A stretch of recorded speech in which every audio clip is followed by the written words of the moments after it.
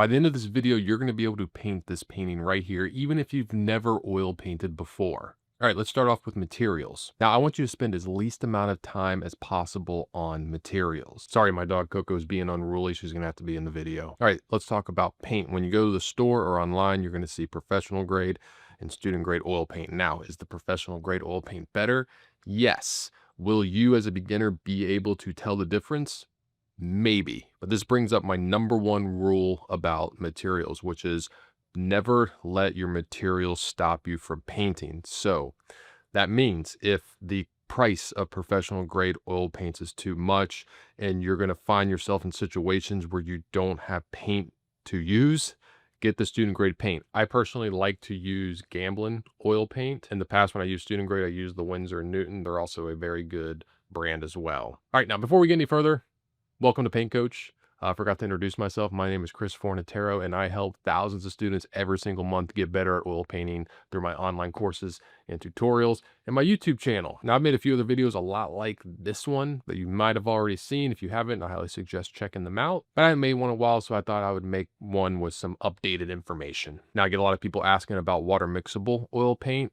Yes, I've used water mixable oil paint. It's great. I've also made a lot of great paintings with water mixable oil paint. I've actually made a whole video where I talk about water mixable oils and like a whole setup for painting without fumes and everything. If you want to check that out, I'll put a link to it above right now. Now, when it comes to colors, I highly, highly, highly suggest just getting the primaries in white. Specifically, that's ultramarine blue, cadmium red, cadmium lemon, and titanium white. I feel very fortunate that that is the only colors I used for a very, very long time. I'm talking like 5 to 8 years of first oil painting, mainly out of being broke and kind of lazy. I figured, oh, I see great masterful painters using just the primaries. So if it's good enough for them, it's good enough for me. And great, I don't have to spend as much money on a whole bunch of different colors. But I feel lucky because it gave me such a strong understanding of color and it's such a strong foundation. That way, when I added other colors to my palette later on, I knew what purpose they serve, because any color that I add to my palette falls under one of those 3 colors: red, blue, or yellow. For example, yellow ochre, yellow, burnt sienna, I consider a red. Now, please do not get too caught up in crazy minutia of color theory. There's a lot of information out there on color and people saying like, oh, those aren't the right primaries. You need to use these primaries and you can't get all the colors unless you use these primaries. Is all that true? Yes, but if you're just starting out, I feel like it's more trouble than it's worth, and it's just going to confuse you even more. And thinking that you need like very specific colors or colors that are going to allow you to get a wider range of this or that, to me, that's like saying I need a Ferrari to learn how to drive. I just firmly believe that your time is better spent focusing on other things than getting the quote unquote right primaries or being able to mix the most wide range of colors possible. But if you struggle with color a lot and want a simple guide on how to mix colors just using the primaries in white, I have a free color coaching guide, and you can find a link to that in the description of this video. All right, now let's talk about medium. What is medium? Its purpose is pretty much to just change the consistency of the paint. Now, yes, there are mediums out there that can change the dry time, but I highly suggest not worrying about that right now. You don't need to change the dry time. I see a lot of students getting caught up in wanting to make their paint dry faster, which I actually don't recommend. That's one of the advantages to oil paints that I'll talk about later in the video. And actually, as of late, I actually haven't been using any medium. I found that this helps me load more paint onto my brush and get a stroke and a texture that I really like. There's a lot of painters out there that don't use medium at all because they like the consistency of the paint. And I found actually it's very helpful for beginners to start without using medium because it keeps things very, very simple and it forces them to use more paint. And a lot of times the beginners just don't want to use enough paint. Now, if you do use medium, I would recommend getting Gamblin's solvent-free gel. It's solvent-free, so you don't have to worry about fumes. And it's going to change the consistency of the paint to get it flow a little bit more. And I'll show you how to use medium later in the video. All right, now let's talk about solvents. A lot of times this is referred to as mineral spirits or paint thinner. And actually, out of all the materials I've talked about so far in terms of oil paint, medium like solvent-free gel or linseed oil. Linseed oil is also another good one if you want to try one. The solvent is the one that actually has the toxic fumes. Now, I use Gamsol, which is the most studio friendly mineral spirits. I still have to make sure that, I got plenty good ventilation in my studio. I just recommend reading labels on everything. People react differently to different things. Some are totally fine using solvents. Some people don't like using them. There are non-toxic solvents you can get from Chelsea Studios, sell some. They're a little more expensive, but you don't want to use regular solvents. It's a good option. Also, again, there's water mixable oil paints, which are a great option as well. Now, what the solvents act as is pretty much like what water acts as with watercolors and acrylics. So you're kind of dipping it to help get the paint out when you're switching colors on your palette. All right, now let's move on to brushes. Now, if you're like me and you've gone to the store, you see so many different kind of brushes. You're like, wow, like which ones do I start with? First off, make sure they're oil painting brushes. You don't want to use watercolor or acrylic brushes because they're just not going to be strong enough to hold that thick oil paint. So that's number one. Number two, you're going to want to use as few amount of brushes as possible. I know this sounds weird, but having less options is just going to make things a lot simpler. Now, different sizes and shapes, there's flats, filberts, rounds. I suggest flats a lot of times because if you want, you can get a straight edge with them that comes in handy. And honestly, a lot of times when I do a painting, I'll do an entire painting only using 3, maybe 4 brushes. And there's something to be said about being able to use a brush a lot of different ways and to get a variety of marks using one brush. The last thing you want to do is break the flow of painting by like having to like switch brush, switch brush, switch brush. You don't want to do that. You want to get in a good flow state when you're painting. Now, I remember when I first started out, I had no idea like what brushes to get. So I went on Rosemary and Co's site and they have artist brush sets, which are awesome. So you find a painter that, you like the way their paintings look and you can grab their brush set and it just helps you narrow it down to figure out what you like. And I'm lucky enough now to have my own brush set. I have a Paint Coach beginner's brush set. So if you really want to simplify things, I'll put a link to that in the description of this video as well. All right, let's talk about canvases. The first thing you've probably noticed is that there's canvas and there's linen. What's the difference? Well, the main difference, the linen's a lot more expensive. It's also a finer weave. Do you need to be painting on linen opposed to canvas? No.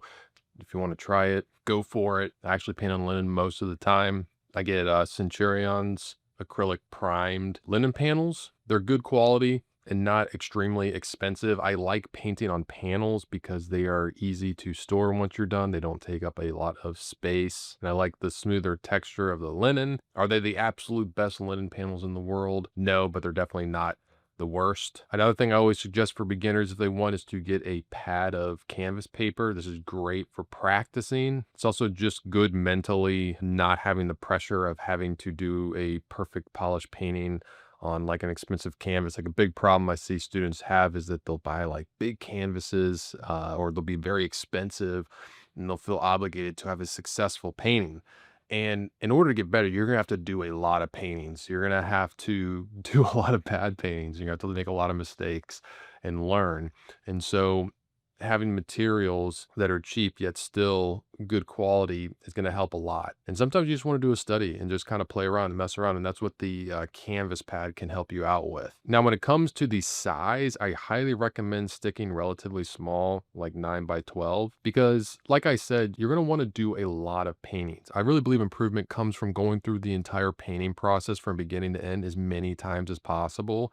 And you're going to come across problems and learn to solve the same amount of problems in a small painting as a big painting. It's just the big painting is going to take you a whole lot longer because you're having to cover a bigger area. Now, if you're wondering what primed is, like I get people asking me, like, should I buy primed canvas or not? No, stretch canvas or canvas panels that you're going to buy are going to be primed.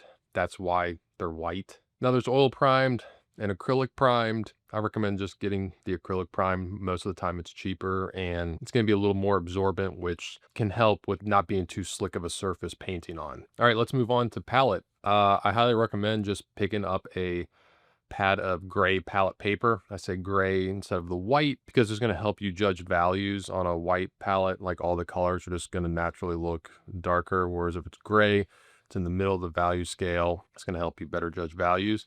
If you want, you can invest in a glass palette. That's what I have. It's a gray glass palette and I just scrape it clean whenever I need it to be cleaned. The great thing about the palette paper is that, cleanup's very easy. When you're done, you just crumple it up and throw it away. You know, again, like my number one rule with materials, you don't want materials to get in the way of you painting, and that includes cleaning up. All right, now let's talk about easels. You know, this isn't watercolor where you're going to be painting it on a flat surface. You're going to want it up on an easel. And the main thing is you want something that's sturdy, something that, you know, if you're putting some pressure on your brush, your easel's not going to shake around and move. I recommend Meeden. I've had a couple of their easels for a long time, and they actually reached out to me and asked if I wanted to promote their easels. And I was like, yeah, I do. I've been using them for like a decade. So I'll put a link to their website in the description of this video. And if you get anything, just use the coupon code PaintCoach and you can get 15% off. They got a great range of easels, everything from the H-frame easels to, you know, if you want one just to set on a desk, those are good as well. They have a wide range of stuff on there. So highly suggest checking that out.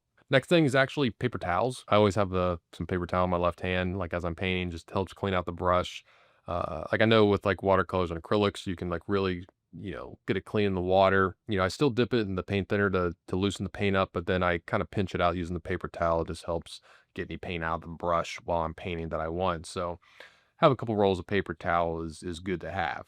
All right, now let's talk about lighting. Probably the simplest lighting is just being near a window. I actually just set up a big canvas to paint, and I just set it next to a window, which is facing north, which is nice because the light doesn't change throughout the day. So getting near a window is probably the easiest because that's like the good temperature light as well. If you're using a light, just making sure that it's not too warm, not too cool. Like you don't want the very warm lights. Also, you just want to make sure that your palette and your canvas are in the same light because you don't want to look at a color while you're on your palette and you put it on there and it's different. I've gone through so many different lights for my easel, and the best one that I found is this one here that you can get on Amazon. I'll put a link to that in the description. Also, I'll have links to all the materials that I'm talking about in the description of this video. But let's move on to cleaning up. Like I said before, you don't want your materials stopping you from painting. That includes cleaning up. So if you have palette paper, you can just crumple it up, throw it away. You can save the paint if you want. I like to tell my students, you know, it's hard truth, but you're going to have to waste paint. You don't want to get in the habit of just trying to be very sparing with your paint and only putting out just enough on your palette. Put out a good amount of paint on your palette. Don't be afraid to put out a good amount. If you don't put out enough paint, you're just naturally not going to use enough paint. And I know it's hard to throw away paint, like, or it gets hard, but it's just the cost of painting. Now, for brushes, I actually don't wash my brushes. I have brush dip from Geneva Art, but it's just a very, very slow drying oil that I just keep my brushes in. And that way the paint in it never dries, never hardens, and never ruins the bristles. I just take it out, swish it a little bit in my Gamsol, wipe with a paper towel, and I am ready to paint. All right, so that's it for materials. Now, are these the absolute best top of the line materials out there? No, but they're also not the worst. Like I said, you don't need a Ferrari to learn how to drive, but you also don't want something that's going to break down on you. Now, you know, it is hard to find the time and the money to get started oil painting, but let me tell you, painting is not a luxury, it is a necessity. I know in school they even call it extracurricular. It is not. It is worth your time, investment, and space in your home. I know it's hard. Like I remember even back in college when I was on the football team and it was taking up all my time and I had 3 roommates and no space. I managed to like carve out a little corner in the kitchen to set up my easel. I've had to paint on balconies out in the heat and hide from the landlord that walked by. I've had to put my easel like, you know, in my bedroom and ended up getting paint on my bed sheets. But it's so worth it to me because it teaches you how to think. It teaches you how to problem solve. And in the digital age that we live in now, having something that you can do forever and have a physical, actual thing you can hold to represent your progress through time is just so valuable. And I feel like so good for your mental health. Like if I ever go too long without painting, my mood dips. And I just feel like so many people think of painting and art as just something you do if you have extra time, if you have extra money, extra space. And I just highly recommend you rethink that. and understand that there is more you're going to get out of it than just having some pretty paintings. All right, now let's move on to controlling the paint. We're actually going to hop on the easel. I'm going to show you some things about medium and thick and thin paint and all that stuff. All right, so let's talk a little bit about medium and controlling the paint. Just have right here is my Gamsol. That's this right here. And this little gel right here is my Gamblin solvent-free gel. It's got my primaries in white. So let's just going to show you. Just going to mix a green so you can see it. So if we go on this is just a linen panel from Centurion, 8x10 universal acrylic primed linen. And so this is just what straight paint looks like. Pretty straightforward. But you can see, you know, after a while, you know, you can only go so far with it, and it's a certain thickness. Now, if I take that same paint, put some paint thinner with it, it's going to thin it out. It's going to go further, cover more canvas. But the thing with paint thinner is that it's going to dull the color a little bit. It's like once it dries, it's just not going to have the kind of the same richness. A lot of times people will like block out their paintings like this. You'll see them cover the whole painting with just like paint and paint thinner just to get a base for everything that they're going to build on top of. But let's say it's going to mix up more of the same color here. If you want your paint to flow more, that's what the medium is for. It's going to make it flow more without, you know, dulling it at all. So I can just kind of, I just put it out here and I squirt it out like this in these little lines, same with my paint. That way I can kind of like pull it out and kind of move along the line, same with my paint, and not contaminate the whole pile there. So I can kind of pull this out and then a little more on my brush. It's just going to make the paint, you know, it flows a lot smoother. Now, like I said earlier, I've recently stopped using medium because it forces me to load more paint onto my brush. So, for example, like with this green, in order to get like the same length of coverage or to get the paint to flow like it has medium, I'm just going to have to use more paint, and then I can cover a lot more. And it's just, you know, the paint's going to have a certain body to this. It might be hard to see on the camera, but it's just, there's a lot more texture, a lot more just weight to that paint. But it's all what you are comfortable with. Now I get people asking me like, what order should I use these or layer these? I don't really paint in layers per se, because I try to get a painting done in like 1 to 3 sittings. Now, yes, if I'm doing a bigger painting, that's going to be different. And I actually recommend beginners only do paintings at the start that they can get done in 1 to 3 sittings. But I get a lot of people saying that they struggle with getting the paint to do what they want it to do, and they're like, oh, like I have to wait for it to dry. You don't need to wait for it to dry. 2 things to remember is dark to light, thin to thick. Meaning with dark to light, it's a lot easier to lighten paint as you go, opposed to darkening it. All right, so for example, if you have a house and, you know, this is dark paint and you want to put a warm glowing light in it, the fact that you're putting lighter paint on top of darker paint, it's going to work a lot better.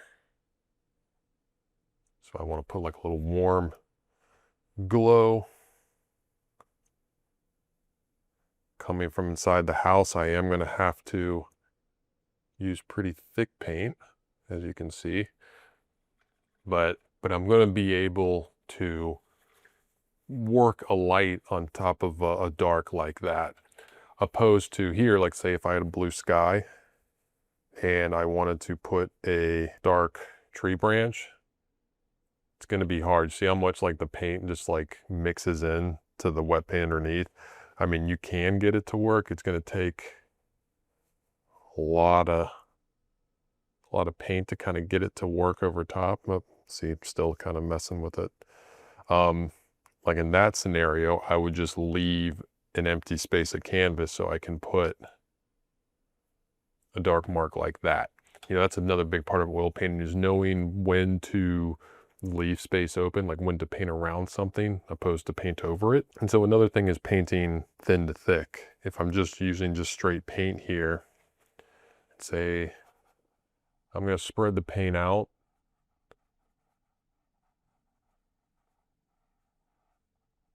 So it's kind of thinned out. Like I don't have to necessarily use paint thinner to thin it out. I can just kind of spread it out.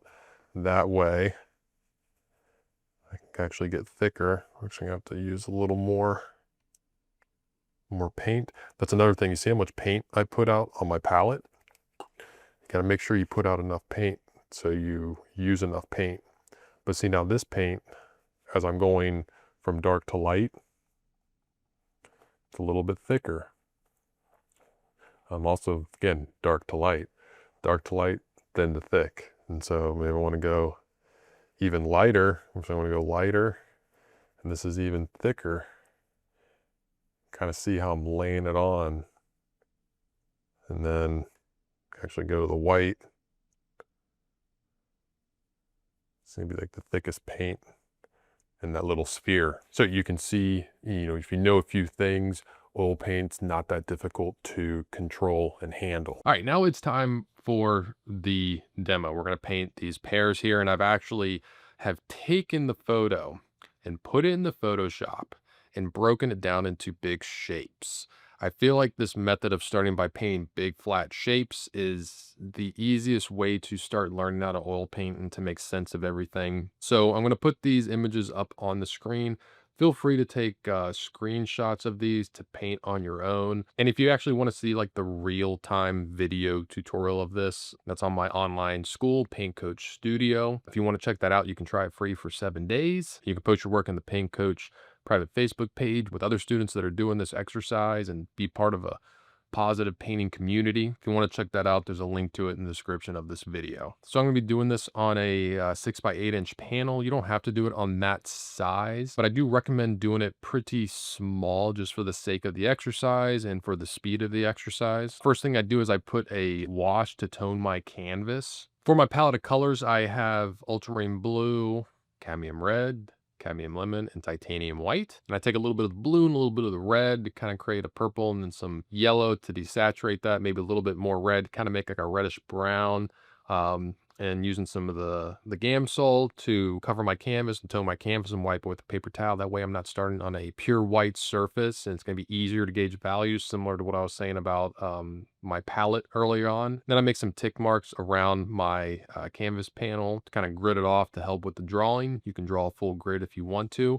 And then I draw it in using that same kind of brownish mixture with paint thinner, still really thin. When I say thin, you know, your paint shouldn't be running, like shouldn't be running down the canvas, but it also shouldn't be like super thick paint as well. Now, when I'm doing the drawing, I'm also simplifying the subject into light and shadow and mapping out the shadow side of the objects. You know, even starting right here at this early drawing phase, organizing your scene is going to help you as you go forward. And each stage, we will organize things more and more specifically. So when it comes time to put in color, again, I'm just going by the reference that I put in Photoshop and just blocking out big shapes of flat color. I'm also not being afraid to alter it if I need to, which I ended up having to do. As you get more colors in there, you're going to be able to compare more, and you might say, "Ooh, I might need to darken that. I might need to lighten that."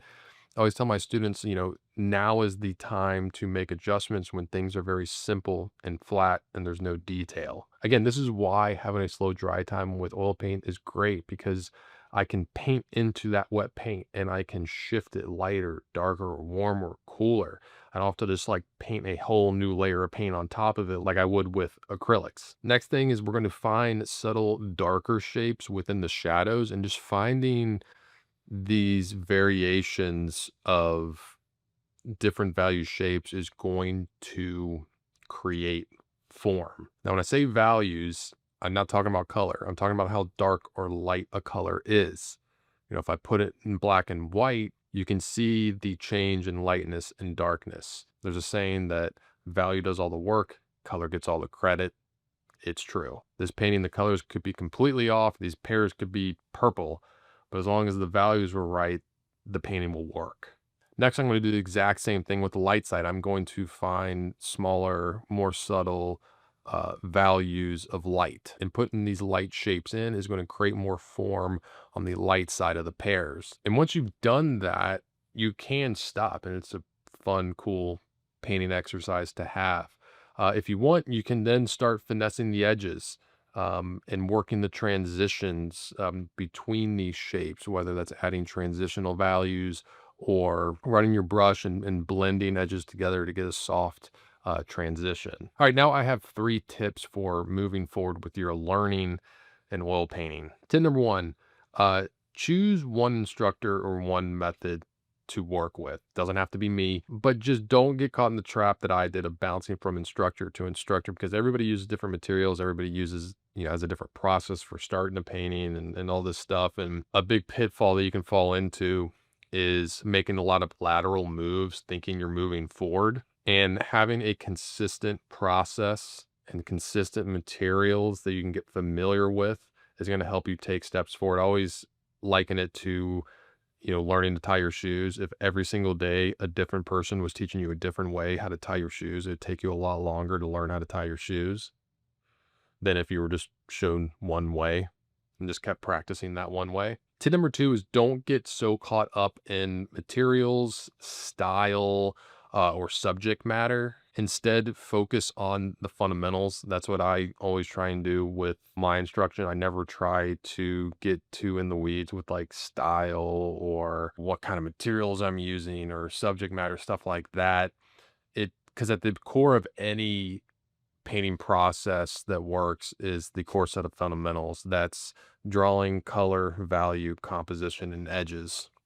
All your painting problems can be traced back to those core fundamentals. And I just see a lot of beginners, myself included, that get kind of distracted by like, oh, like this person like starts a painting this way and they use washes or they tone their canvas with this or they use this kind of brush or they flick it like this. And it's like, all that stuff's good and fun, but it really is not at the core of what's going to make your painting work or not. And tip number 3 is find a community of like-minded painters. I know this can be hard. Like as painters, you just kind of want to be in your studio alone and working, but it helps so much to have someone to talk to or a group of people to share ideas, see things, see how they do things. Like, oh, I never thought about that. And they look at your stuff and it's like, oh, wow, I never thought of doing it that way. That's good. That's helpful.